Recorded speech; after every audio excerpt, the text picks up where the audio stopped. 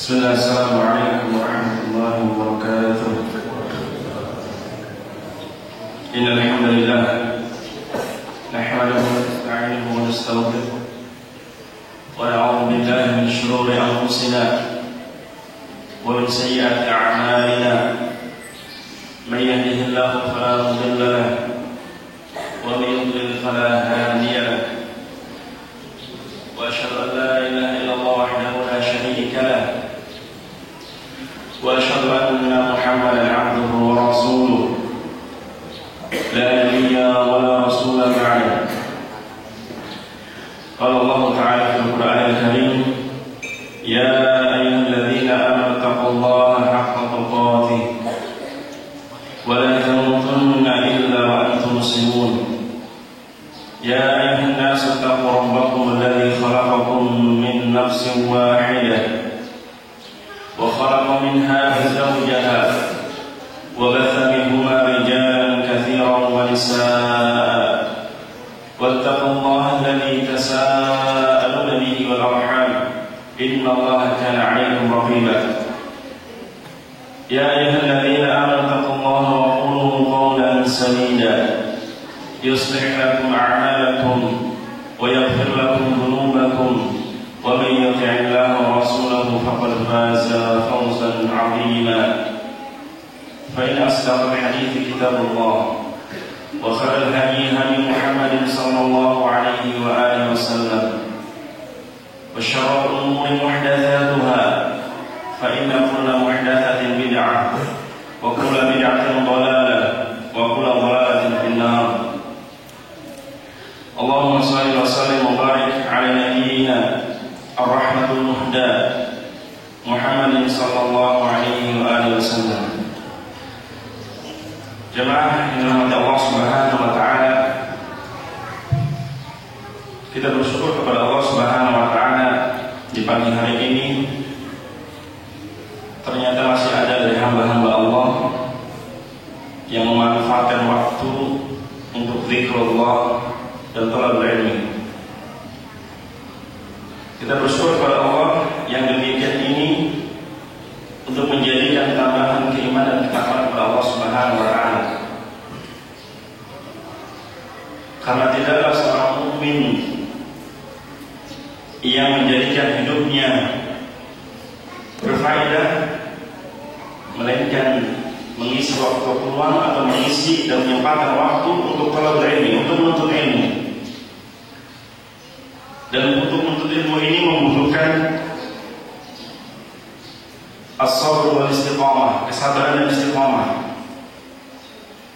Karena berapa banyak orang yang terkadang semangat di awal-awal menuntut ilmu, kemudian terjangkit penyakit al-futur, penyakit malas dan jenuh, sehingga akhirnya meninggalkan talabul ilmi. Maka yang seperti ini adalah orang-orang yang tercela. Maka dari itu, pada kesempatan kali ini saya akan membahas mengenai seberapa pentingnya seorang mukmin terhadap hidayah Allah Subhanahu wa taala. Karena saya ingin hanya sementara mengenai Haris. Habis ini saya akan membahas seberapa pentingnya seorang mukmin terhadap hidayah, atau seberapa penting seorang mukmin butuh akan hidayah Allah Subhanahu wa taala. Secara umum terkadang orang itu menganggap bahwasanya hidayah Allah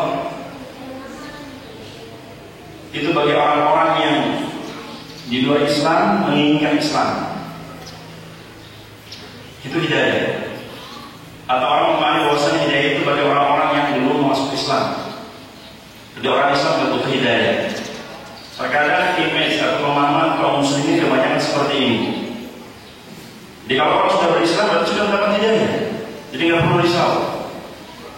Apakah pemahaman seperti ini benar?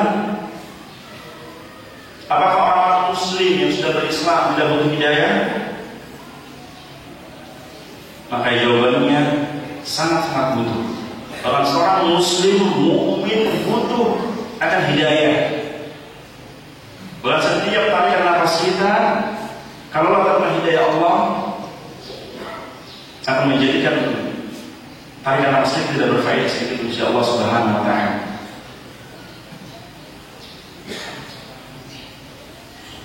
Ada satu sifat yang harus kita pahami, bahwasanya Nabi kita Muhammad sallallahu alaihi wasallam itu memiliki satu sifat yang sangat agung. Apa sifat Nabi SAW? Di antara sifat Nabi SAW adalah harisun ala hidayatil bashar. Nabi Muhammad, Nabi kita Muhammad, suri teladan kita, qudwah kita, memiliki satu sifat yang mulia, yaitu harisun ala hidayatil bashar. Sangat antusias, sangat kepengen orang-orang mendapat hidayah dari Allah Subhanahu wa ta'ala. Sangat kepengen orang-orang mendapat hidayah dari Allah Subhanahu wa ta'ala. Ini yang tersifat Nabi SAW. Berarti kalau kita menyadarkan diri kita dari Ahlus Sunnah wal Jamaah, kita mengklaim diri kita Ahlus Sunnah wal Jamaah, maka harus mengikuti sifat Nabi SAW, yaitu harisun ala hidayatil bashar. Bagaimana hidayah yang kita miliki ditularkan kepada orang lain. Dan ini adalah sifat Ahlus Sunnah. Jangan sampai Ahlus Sunnah mengaku diri Ahlus Sunnah tetapi menjadi penyangkal pintu-pintu hidayah dari Allah Subhanahu wa ta'ala. Jangan sampai mengaku Ahlus Sunnah tapi justru menjadikan orang itu jauh dari hidayah Allah, berpaling dari hidayah Allah. Langsung ini bertolak belakang terhadap yang disampaikan oleh Nabi sallallahu alaihi wasallam. Terlebih ketika kita sudah semangat menuntut ilmu, sudah banyak menggali ilmu, baik ilmu tafsir atau ilmu yang lainnya, ilmu akidah, apalagi ilmu akidah, maka sudah sepantasnya keimanan kita ini, keyakinan kita, keistiqomahan kita di atas sunnah Nabi SAW harus ditularkan kepada orang lain, mengajak orang lain untuk berada di atas hidayah, di atas petunjuk sebagaimana kita berada di atas sunnah. Jangan cuek, jangan Ahlus Sunnah itu cuek dengan orang, jadi aja, bukan urusan saya. Tidak, Ahlus Sunnah adalah orang yang sangat antusias dengan hidayah dan bashar, dengan bagaimana orang itu mendapat hidayah. Lihat Nabi sallallahu alaihi wasallam, la'allaka bakhirun nafsaka alla yakunu mu'minin. Sama-sama Allah Subhanahu wa ta'ala mensifati Nabi sallallahu alaihi wasallam. Nabi itu sangat sedih ketika orang tidak mendapatkan hidayah, ketika orang berpaling dari hidayah. Bahkan kesedihan Rasulullah SAW ketika orang berpaling dari hidayah itu sama-sama kesedihan yang membuat Nabi SAW bakhirun nafsaka. Kesedihan yang membinasakan Rasulullah SAW. Allah yakunu mu'minin, kalau orang tidak beriman. Rasulullah sedih dan kesedihannya membuat Rasulullah ini merasa tersiksa kalau orang tidak mau beriman. Lihat Rasulullah SAW ketika berdakwah di Taif. Rasulullah, orang yang sebelum diangkat menjadi nabi, terkenal dengan Al-Amin, orang yang dapat dipercaya, orang yang perkataan jujur, tingkah lakunya jujur, yang selalu membantu fuqara wal masakin, dan itu disaksikan oleh orang musyrik, tahu akan keagungan sifat Nabi SAW, tahu akan kelembutan sifat Nabi SAW. Tetapi ternyata kesaksian mereka terhadap sifat dan akhlak Nabi tidak menjadikan mereka beriman. Kesaksian mereka terhadap keagungan sifat Nabi tidak menjadikan mereka beriman. Sebagian mereka ketika dikatakan bahwasanya qul la ilaha illallah, katakanlah la ilaha illallah, mereka berdalil bahwasanya aj'al al-alihata ilahan wahidan, hadza syai'un ujab. Apakah kau hendak menjadikan sesembahan itu hanya satu, ya Muhammad? Hadza syai'un ujab, ini perkara yang mengherankan. Padahal Nabi SAW adalah orang yang jujur, as-sadiqul amin. Tetapi kesempatan mereka tidak menerima dakwah Nabi SAW. Bahkan ketika berdakwah di Taif, justru bukan sambutan lisan yang halus, bukan sambutan yang hangat, tetapi justru lempar dan cacian yang Rasulullah SAW dapatkan ketika berdakwah di Taif. Tetapi apakah demikian ketika orang Taif mencaci maki Nabi SAW, bahkan melempari Nabi dengan bebatuan? Apakah Nabi merasa dendam? Tidak. Bahkan kalau kita membaca sirah Nabawi, bahwasanya ketika Nabi SAW berdakwah di Negeri Taif dan ketika terluka dari orang Taif, Nabi terluka. Bahkan dua malaikat penjaga gunung merasa kasihan dengan Nabi SAW. Nabi Rasulullah dicaci maki dan dilempari dengan bebatuan. Dia tidak sabar. Sama-sama tanya Rasulullah, ya Dadli, izinkan aku diyulika ahli Taif, untuk membinasakan ahli Taif, untuk menjadikan dua gunung diangkat dan dibinasakan pada gunung Taif. Apa Rasulullah SAW ketika mendapat arahan dari dua malaikat penjaga bukit itu merasa kesempatan untuk membinasakan balasan terhadap gunung Taif? Tidak. Nabi SAW mengatakan, la taf'alu, jangan lakukan. Fa inni arjullah, sesungguhnya aku berharap kepada Allah Subhanahu wa taala an yakhruja min dzurriyyatihi mimman ya'budu Allah wahdahu la yusyriku bihi syai'an. Jangan kau binasakan penduduk Taif. Jangan kau binasakan penduduk Taif. Karena aku berharap kepada Allah Subhanahu wa taala, walaupun bapak ibunya, orang tuanya, kakek-kakeknya tidak menerima dakwahku, tidak menerima hidayah yang aku bawa, tetapi aku berharap kepada Allah semoga ada di antara anak cucu mereka kelak ada yang menyembah beribadah kepada Allah Subhanahu wa taala semata dan tidak bersekutukan. Ini target dakwah Nabi. Nabi pengen hidayah itu nyampe pada orang lain. Kalau bapaknya nggak menerima hidayah, nggak apa-apa, yang penting anaknya.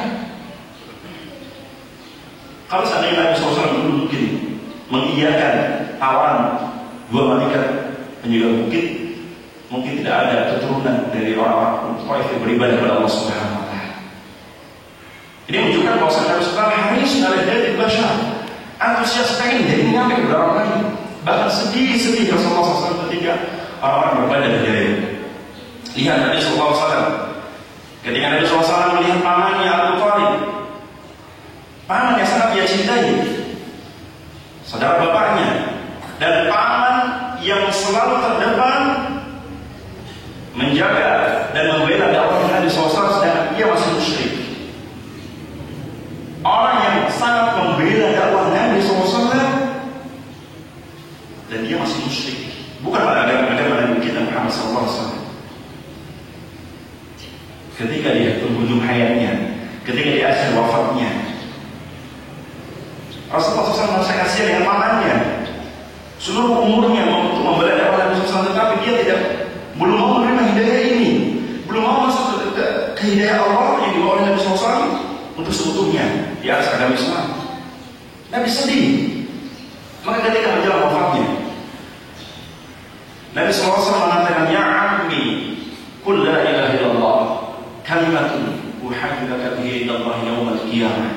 Wahai pamanku, qul la ilaha illallah, katakan kalimat la ilaha illallah, kalimat tauhid.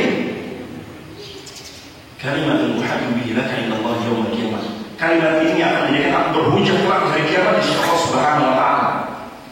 Kalimat yang menjadikan aku akan memberikan syafaat kepada kelak hari kiamat. Tapi apa yang terjadi? Takdir Allah menjadikan pamannya mata musyrikan, mati dalam keadaan musyrikan. Fahazan Nabi SAW, maka Nabi bersedih, sangat bersedih ketika pamannya sendiri, orang yang sangat dicintai, ternyata tidak mau menerima hidayah dari Allah Subhanahu wa taala, lebih memilih kemusyrikan. Fa'aba an yaqula ila Allah fa mata musyrikan. Enggan untuk mengucapkan kalimat tauhid, kalimat yang dengan Rasulullah SAW berhujjah pada hari kiamat. Tetapi Abu Thalib enggan. Sama-sama dengan Rasulullah, Allah la astaghfirullah lana ma lam unha, demi Allah, aku akan memohonkan ampun kepada Allah bagi paman untuk dirimu selama aku tidak dilarang oleh Allah Subhanahu wa taala. Tetapi dengan kenyataan bahwasannya di antara ketetapan Allah Subhanahu wa taala, Allah melarang bagi seorang mukmin memohonkan ampun kepada saudaranya yang mati dalam keadaan musyrik dan kafir. Itu dilarang. Seorang mukmin dilarang untuk memohonkan ampun kepada saudara yang mati dalam keadaan musyrik, meskipun kerabat sendiri, keluarga sendiri, atau ibu sendiri. Tetap benar. Allah Subhanahu wa taala mengatakan innaka latahdi man ahbabta walakin Allah yahdi man yasha. Sesungguhnya engkau wahai Rasul la tahdi man ahbabta, tidak akan bisa memberikan hidayah kepada orang yang sekalipun sangat engkau cintai. Walakin Allah yahdi man yasha. Tetapi yang memberikan hidayah Allah Subhanahu wa taala. Lalu apa hubungannya? Bahwasanya Nabi orang yang memberikan hidayah. Bahwasanya Nabi SAW orang yang akan memberikan hidayah kepada orang lain. Dalam sisi lain bahwasanya Allah mengatakan innaka latahdi, sesungguhnya Allah tidak akan bisa memberikan hidayah. Makanya di sini dijelaskan oleh para ulama bahwasanya hidayah itu ada dua macam. Hidayah ada dua macam. Yang pertama dikatakan oleh para ulama hidayah dilalah wal irsyad. Hidayah pertama hidayah dilalah. Hidayah yang berupa petunjuk dari Allah Subhanahu wa taala melalui wasilah para nabi dan rasul dan juga para ulama dan yang semisalnya. Saya kasih contoh. Allah Subhanahu wa taala membentangkan pintu hidayah. Tetapi hidayah itu perlu dicari. Tidak datang dengan sendirinya. Ibnu Mas'ud pernah mengatakan, "Maka yuridu hidayah falyashhad as-salah." Barang siapa yang menginginkan hidayah, maka hadirilah salat berjamaah. Ibnu Mas'ud mengatakan barang siapa yang menginginkan hidayah, maka hadirilah salat jamaah. Tunaikanlah salat jamaah bersama kaum muslimin. Karena itu adalah subul hidayah, jalan-jalan hidayah. Kan hidayah mudah cari. Begitu juga bahwasannya duduk di majelis ilmu adalah sarana untuk mendapatkan hidayah. Ketika seorang berusaha menyempatkan diri, menyisihkan waktunya untuk duduk di majelis ilmu dan tidaklah di majelis ilmu disebarkan hidayah, dijelaskan hidayah. Ketika seorang lebih memilih kepada duduk di majelis ilmu dan dia berusaha memahami hadis Nabi SAW, memahami apa yang dijelaskan. Ketika Ustaz menjelaskan tentang keutamaan sholat jamaah, keutamaan tentang bertauhid, dia mendengarkan dan memahami, mempraktekkan, maka semua orang tersebut telah mencari hidayah. Hidayah yang dari Allah Subhanahu wa taala melalui para nabi dan yang semisalnya, termasuk para asatidz dan para ulama, dijelaskan dan dia memahami mencari. Ini hidayah yang kaitan dengan Allah, kaitan dari Allah Subhanahu wa taala dan dengan manusianya. Ini tidak orang itu mencari hidayah. Mau tidak hatinya untuk mencari hidayah. Sebagaimana kata Ibnu Mas'ud, barang siapa yang mau memiliki hidayah atau mau hidayah, maka hadirilah salat jamaah. Karena di sana akan dibuka hidayah dari Allah Subhanahu wa taala. Hidayah itu dilalah yang pertama. Yang hidayah ini dimiliki juga oleh para nabi dan para ulama dan juga orang-orang semisalnya. Dan ini selaras dengan apa yang dikatakan oleh Allah Subhanahu wa taala tentang sifat Nabi sallallahu alaihi wasallam, bahwasanya Nabi SAW disifat oleh Allah Subhanahu wa taala innaka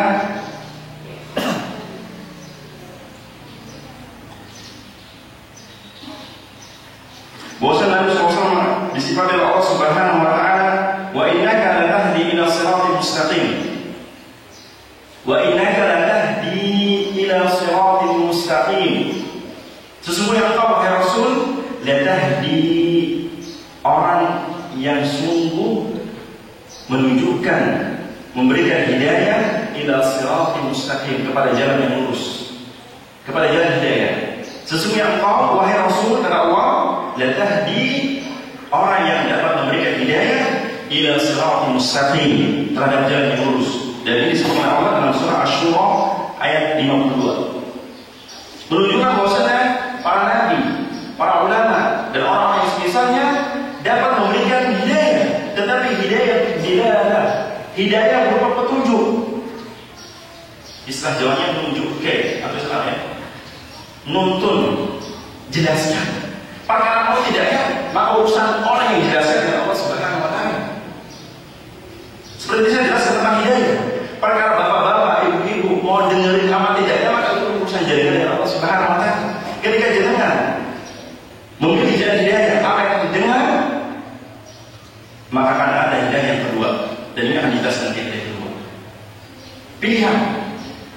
Karena kita manusia yang Allah ciptakan dari setetes air mani, yang Allah jelaskan dalam surah Al-Insan, inna khalaqnal insana min nutfatin amsyajin nabtalihi, sesungguhnya kami telah menciptakan manusia min nutfatin, dari setetes air mani laki-laki, fa amsyajin nabtalihi, kami satukan dengan air mani perempuan sehingga terjadilah janin dalam rahim perempuan.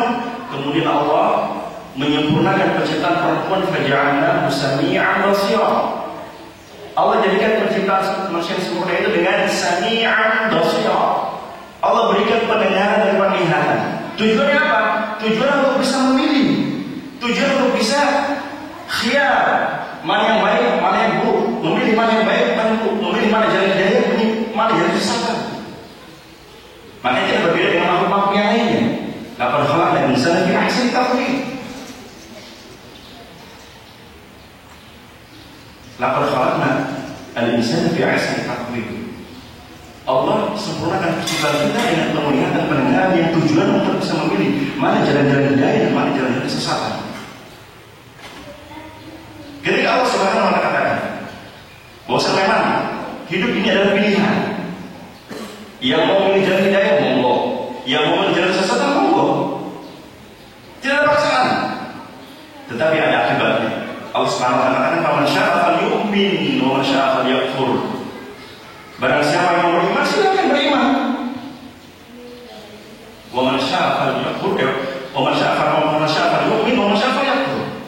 Barang siapa mau beriman, silakan, mau kafir silakan. Tetapi kata Allah, "Inna a'tadna lidh-dhalimina nar." Dalam surah Al-Kahfi. Tetapi kami sediakan bagi orang-orang yang adzalimin. Kenapa Allah katakan orang yang memilih kekufuran dikatakan zalim? Karena memang orang kafir, orang yang kufar, musyrikin, mereka orang zalim. Kenapa zalim? Karena mereka tidak bersyukur kepada Allah Subhanahu wa Ta'ala. Padahal orang-orang atau manusia itu kalau mau berpikir terhadap penciptaannya diri kita, Allah Subhanahu wa Ta'ala menciptakan kita dengan sempurna, maka sudah seharusnya dia beriman kepada Allah Subhanahu wa Ta'ala sebagai bentuk syukur kepada Allah, sebagai bentuk syukur kepada Allah Subhanahu wa Ta'ala. Wa fi anfusikum afala tubsirun, kata Allah. Dan ada pada diri kalian, pada penciptaan diri kalian ada tanda-tanda kebesaran Allah Subhanahu wa Ta'ala. Afala tubsirun, kenapa kalian tidak mau melihat kebesaran Allah sehingga menjadikan dengan kebesaran Allah kalian beriman kepada Allah Subhanahu wa Ta'ala? Yang ini menjadikan tujuan penciptaan kita untuk beribadah kepada Allah Subhanahu wa Ta'ala. Wa ma khalaqtul jinna wal insa illa liya'budun. Ini tujuan kita untuk beribadah. Ketika seorang diciptakan oleh Allah tidak mau ibadah, dan orang zalim. Makanya Allah katakan, "Inna a'tadna lidh-dhalimina nar." Allah sediakan bagi orang-orang zalim yang memiliki kekafiran, memiliki kekufuran, ketika mau beribadah kepada Allah, "Inna a'tadna lidh-dhalimina." Allah sediakan bagi orang zalim seperti ini apa? Narun ahata bihim. Neraka jahanam, api yang membara, yang akan membakar seluruh tubuh mereka dari segala penjuru. Benar, orang kafir, orang kufar yang tidak beriman, orang zalim. Allah katakan juga dalam ayat yang lain, dalam surah Al-Baqarah, sebelum ayat kursi Allah katakan, "Wal kafiruna humudz zalimun, wal kafiruna humudz zalimun." Orang kafir, orang zalim. Ini menunjukkan bahwasanya khiyar. Kita itu khiyar. Hidup ini pilihan. Dan hal untuk bisa memilih adalah pendengaran kita. Ketika kita bisa memilih momen, Mas, ini air teh, ini air putih. Kalau saya nggak bisa melihat, apa saya bisa memilih? Bisa nggak? Nggak bisa. Karena saya nggak tahu mana yang botol teh, mana yang botol teh, gelas teh putih yang mana? Saya nggak bisa lihat. Tetapi makanya Allah Subhanahu wa Ta'ala diberikan kita penglihatan, pendengaran, tujuan untuk memilih mana kebaikan, mana kesesatan.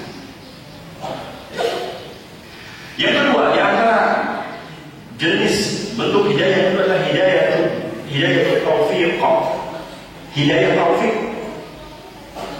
Dan hidayah taufik adalah hidayah yang murni dari Allah Subhanahu wa taala. Hidayah yang murni dari Allah Subhanahu wa taala. Dan tentulah ketika seorang mendapatkan hidayah taufik, itu bagi orang-orang yang senantiasa mencari jalan-jalan hidayah, dan hidayah itu dilelahkan. Ketika seorang konsekuensi konsisten di atas hidayah, istiqomah di atas menuntut ilmu, istiqomah di atas ketaatan kepada Allah Subhanahu wa taala, kemudian Allah Subhanahu wa taala akan keikhlasan orang ini, akan keikhlasan hamba-hambanya yang senantiasa mendekatkan diri kepada Allah, maka datanglah hidayah taufik, hidayah yang murni dari Allah Subhanahu wa taala yang menjadikan dia istiqomah di atas ketaatan. Tentunya bagi orang-orang yang senantiasa mencari jalan hidayah. Makanya kenapa Nabi Sallallahu Alaihi Wasallam mengajari kita dalam setiap pembukaan khutbahnya, Nabi katakan, innal hamdalillah, segala puji bagi Allah, nahmaduhu wa nasta'in, kami memuji-Mu ya Allah, wa nasta'in, dan kami mohon pertolongan kepadamu, wa nastaghfiruh, dan kami mohon kepadamu, wa na'udzu billahi min syururi anfusina, dan kami memohon perlindungan kepadamu ya Allah, min syururi anfusina, dari keburukan jiwa-jiwa kami. Kenapa kita diajarkan oleh Nabi kita Muhammad SAW untuk memohon perlindungan kepada Allah dari keburukan jiwa-jiwa kita? Jiwa kita, jiwa manusia, kalau tanpa hidayah Allah, kalau tanpa petunjuk Allah, jiwa kita ini lebih condong kepada kekufuran, lebih condong kepada keburukan. Jiwa kita ini, kalau tanpa hidayah Allah, akan lebih condong kepada keburukan. Allah Subhanahu wa taala katakan dalam surah Yusuf, innan nafsa la'ammaratun bisu'.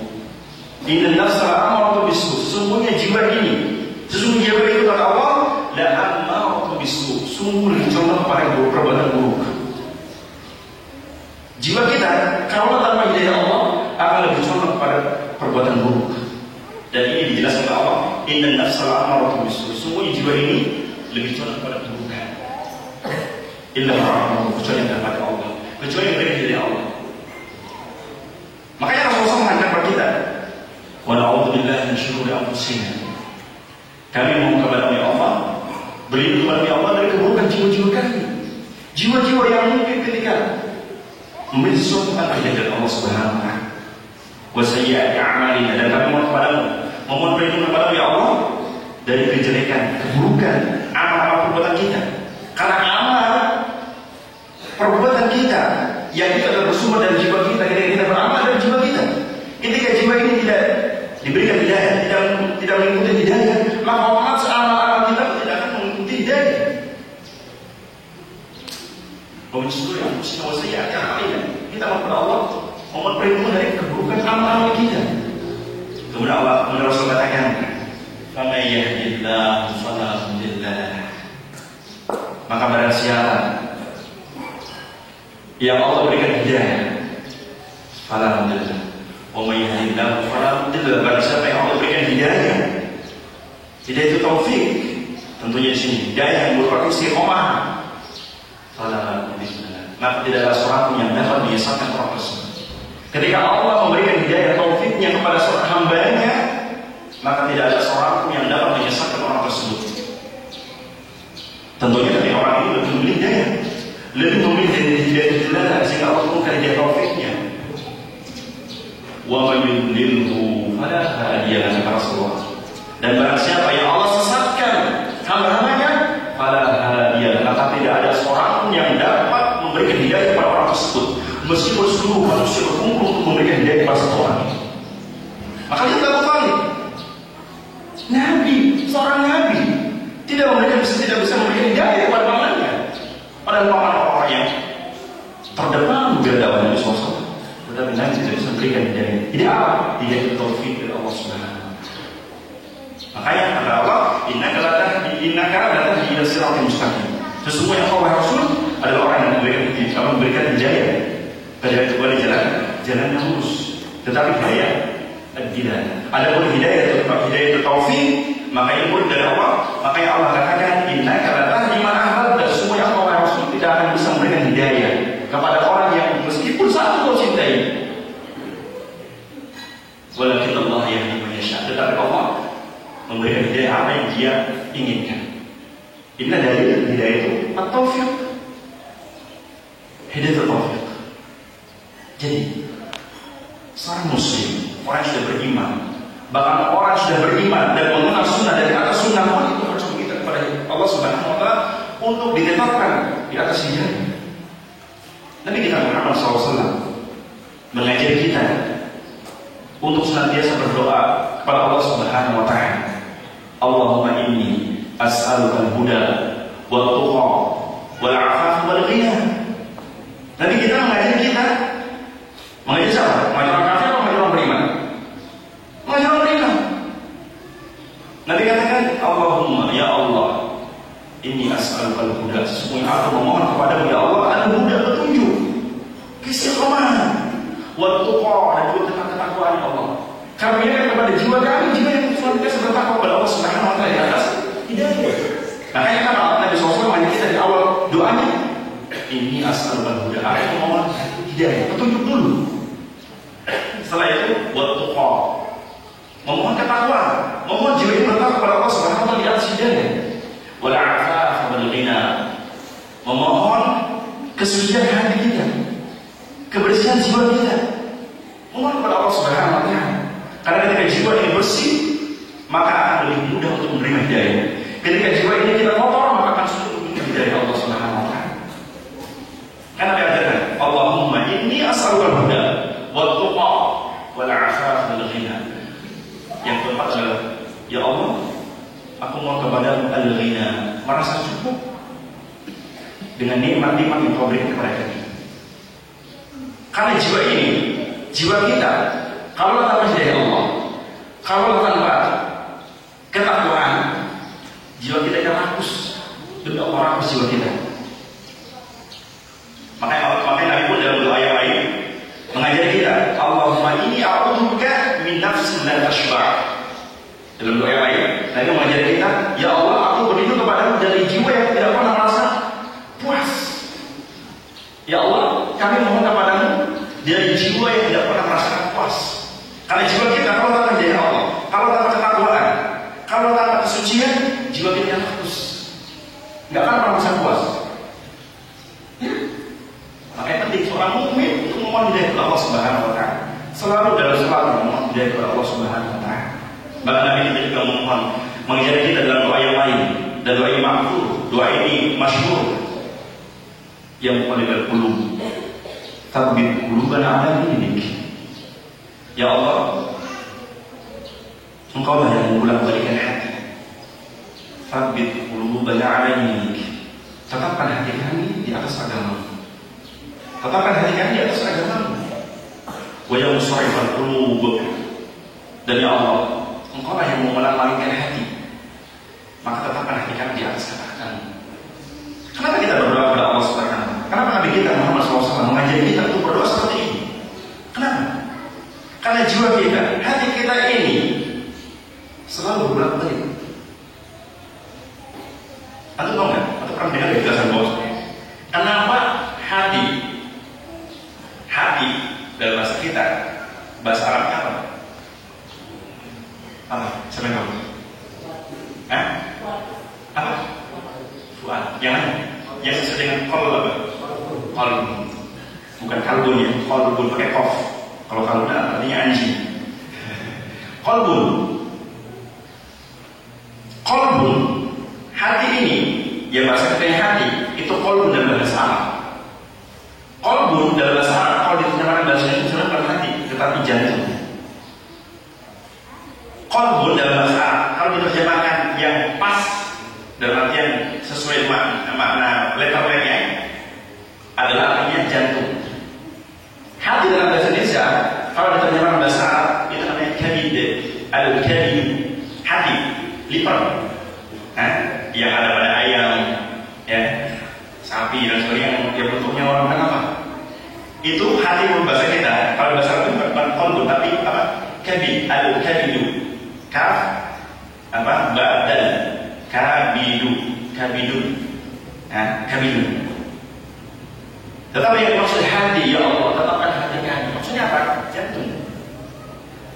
Dari mana saya menjelaskan seperti ini? Dari hadis Nabi Sallallahu Alaihi Wasallam. Nabi Sallallahu Alaihi Wasallam bersabda dalam sebuah hadisnya yang sahih. Nabi Sallallahu Alaihi Wasallam mengatakan, "Ala inna fil jasadi mudghah." Ketahuilah wahai kaum mukmin, sesungguhnya dalam jiwa kita, dalam jasad kita ini ada mudghah. Apa itu mudghah? Mudghah adalah segumpal darah. Ketahuilah bahwasanya pada diri kita ini ada mudghah, ada segumpal darah. Idza saluhat saluhal jasadi kullu.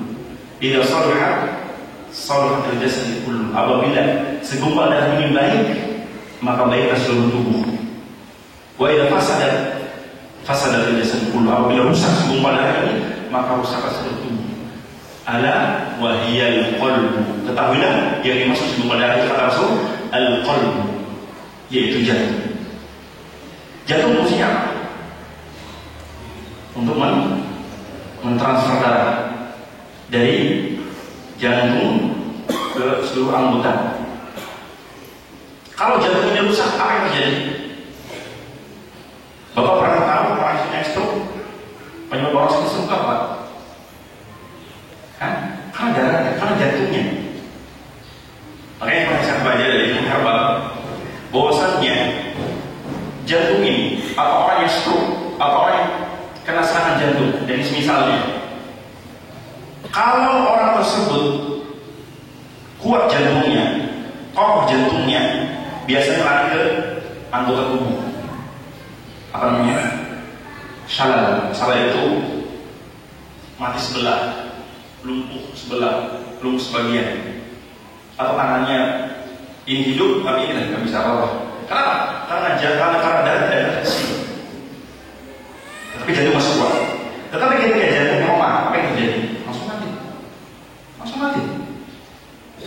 Makanya ini menjadi permasalahan yang jantungnya rusak. Maka tidak akan bisa memberikan fungsi semestinya. Tidak akan bisa mengalirkan darah ke tubuh kita. Makanya kan Rasul, idza saluhat jasad kullu. Apabila segumpal darahnya baik, benar, jantungnya bagus, maka seluruh tubuh akan bagus. Mengalirkan seluruh tubuh, mengalirkan darah dari seluruh tubuh untuk bisa sehat. Wa idza fasadat, apabila jantung rusak, segumpal darah rusak, fasadat jasad kullu, akan rusak seluruh tubuh. Ada bagian qalb. Nah, hati kita qalbun, karena qalbun selalu balik mengumpat, jantung mengumpat. Terkadang paginya kuat, jantungnya bagus, bisa ada lep.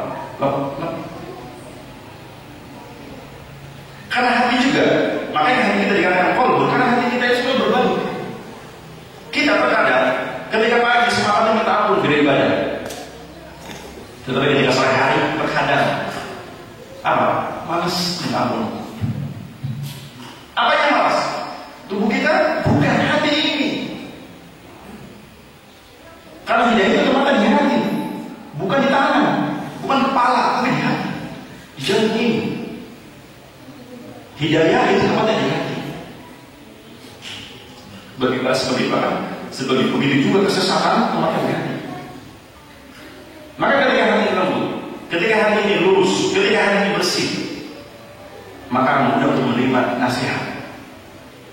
Maka Nabi Muhammad kita ya muqallibal qulub, ya Allah, Engkau lah yang membolak-balikan hati kami.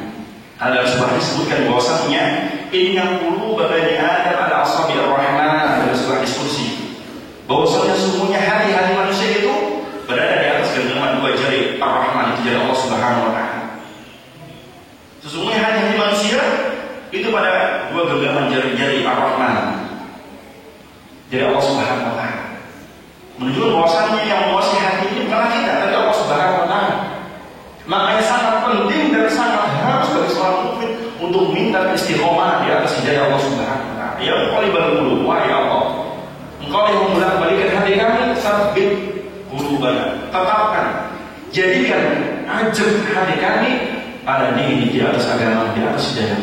Wa ya musarrifal qulub, ya Allah, Engkau yang memalingkan hati kami, sarrif qulubana ala ta'atik. Jadikan hati kami istiqomah di atas ketaatan-Mu, di atas ketaatan Agama dan di atas ketaatan sunnah Nabi sallallahu alaihi wasallam.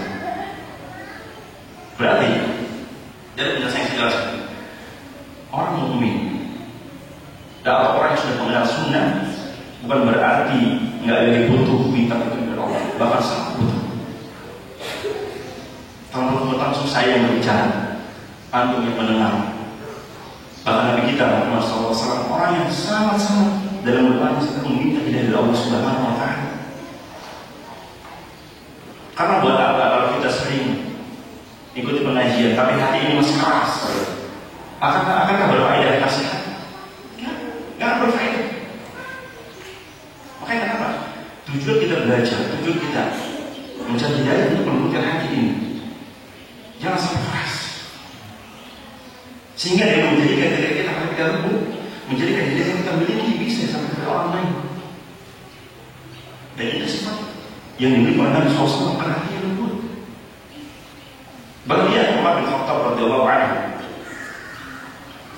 orang yang sangat keras ketika musyrik, bahkan ketika dia masuk Islam pun kerasnya, tapi bersikap tegas. Yang disifatkan dengan Nabi SAW bahwasannya Umar orang yang syuja', orang yang pemberani. Yang disifatkan oleh Nabi SAW Umar hina yamshi yafiru syaitan min tariqihi. Ketika dia berjalan dan berpapasan dengan syaitan, apa tadi? Syaitan akan memilih jalan lain. Umar padahal Umar tidak melihat setan, tetapi setan yang Umar yang melihat justru ketakutan dengan itu melihat. Kenapa setan bisa takut dengan Umar yang Umar tidak bisa melihat setan? Kenapa? Karena kekuatan hati Umar bin Khattab radhiyallahu anhu. Bahkan Umar bin Khattab di samping sifat kerasnya, tegasnya, dia adalah orang yang lembut hatinya. Apakah kalau antum sering membaca sirah Nabi Muhammad SAW? Makanya kalau antum mau bagaimana meniti jalan hidayah, baca sirah para sahabat. Allah yang membaca sirah, atau akan tahu bagaimana keagungan generasi awal mereka menjaga hidayah Allah. Umar yang sifatnya tegas, yang disebut oleh Rasulullah orang yang sangat ditakuti syaitan, dia memiliki hati yang lembut. Umar kalau sholat di belakang Rasulullah, ketika Rasulullah membaca ayat yang ada, dia nangis. Bahkan Allah tahu di antara sebab Islam yang Umar mendengar bacaan ayat. Kenapa orang mendengar kok bisa luluh hatinya? Kenapa? Karena hatinya. Orang yang hatinya kotor, nggak akan mungkin dengan bacaan yang akan luluh hatinya. Karena hatinya. Dan Umar yang sangat takut kepada Allah Subhanahu Wa Taala. Di samping ketegasannya sangat takut kepada Allah Subhanahu Wa Taala. Bahkan ada sebagian sahabat ketika mendengar sebuah ayat sa'irun fil jannati wa sa'irun fil nar, ketika membaca sebuah ayat yang menjelaskan bahwasannya kelak di hari kiamat ada kelompok-kelompok fil jannah dan ada kelompok lain wasa'irun fil nar, dan ada kelompok lain yang kelak di neraka. Sahabat ini semalaman menangis ketika membaca ayat ini. Kenapa menangis? Karena takut khawatir dirinya yang kelak termasuk rombongan orang yang akan masuk neraka jahanam. Dari mana rasa takut itu tumbuh? Apa dari otaknya? Dari hatinya. Hati yang digembleng oleh para sahabat Nabi SAW. Makanya para sahabat Nabi SAW adalah orang yang sehat qulubuhum, orang yang hatinya bersih. Para sahabat adalah orang yang hatinya bersih, hatinya yang langsung dibimbing oleh Allah Subhanahu Wa Taala dan Rasulnya. Makanya kalau kita mau bagaimana mentazkiyah jiwa kita, maka pelajari bagaimana para sahabat ditarbiyah oleh Allah oleh Rasulullah SAW. Karena para sahabat Nabi adalah orang-orang yang hatinya tunduk terhadap hidayah Allah Subhanahu Wa Taala. Para sahabat adalah orang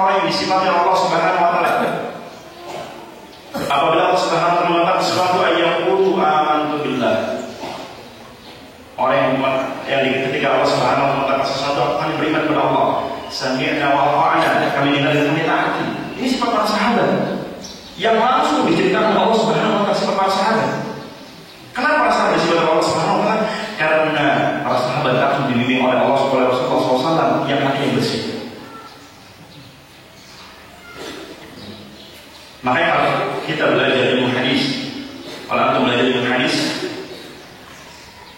ketika masuk pembahasan riwayat para rawi al-isnad, itu akan kita dapati bahwasannya ketika kita berbicara tentang periwayat para sahabat Nabi, para ulama ahli jarh wa ta'dil, para ulama ahli hadis akan mengatakan as-sahabatu udul, sahabat itu adil semuanya. Kita tidak perlu membicarakan tentang keadilan para sahabat. Kita tidak perlu membicarakan tentang keraguan para sahabat dalam hadis. Makanya kalau kita belajar ilmu hadis, kita tidak akan mendapat para ulama ahli hadis membahas tentang sifat sahabat, tidak ada. Bagaimana sahabat ini awalnya seperti apa, enggak. Tetapi yang dibahas adalah tabi'in dan seterusnya. Nah, para sahabat para ulama dulu, orang yang adil, orang yang amanah. Kenapa amanah? Karena hatinya bersih. Karena hatinya tunduk dari Allah Subhanahu wa taala. Karena hatinya tunduk terhadap ketentuan Allah dan Rasulnya. Jangan karena Allah Subhanahu wa taala. Saya kira pembahasan kali ini saya cukup sampai di sini. Karena saya tadi mendadak ditelepon Pak Imam. Jadi saya hanya mau ngasih sebuah nasihat yang sebenarnya nasihatnya untuk diri saya pribadi, yang sebenarnya nasihatnya untuk diri saya pribadi, karena saya juga adalah orang yang sangat butuh nasihat. Tetapi ketika ada orang mukmin meminta suatu nasihat, maka itu adalah hak. Sebagaimana Nabi SAW katakan, wa idza stansahaka fansahhu. Kata Rasul, apabila saudara seorang muslim minta nasihat, fansahlah, maka nasihatlah sesuai kamu mampu. Makanya nasihat saya dan sebenarnya nasihat itu bisa berbagi. Dan sebagaimana Allah Subhanahu wa taala katakan, wa dzakir fa inna dzikra tanfa'ul mu'minin.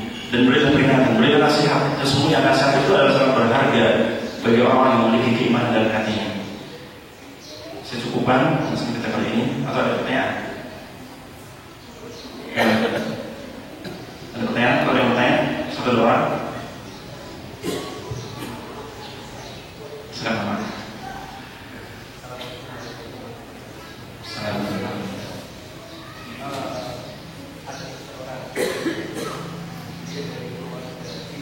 Ada seseorang yang berbeda Cina. Terus? Iya. Cina apa? Muslim apa? Musyrik?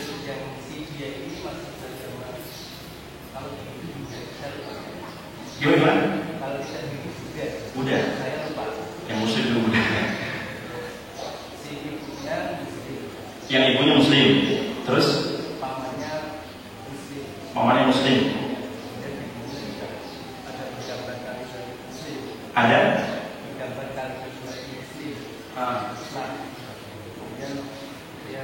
Yang ditanyakan siapa nih? Ibunya Muslim atau? Hah? Oh belum.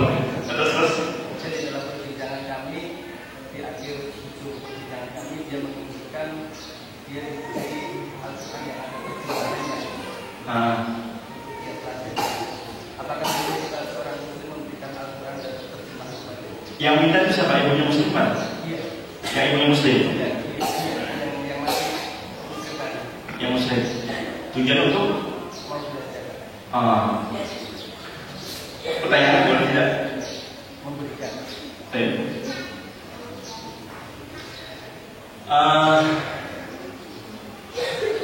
Allah Subhanahu wa taala la yamassuhu illa al-mutahharun. Tidaklah apa itu disentuh oleh orang yang melainkan orang-orang yang bersih.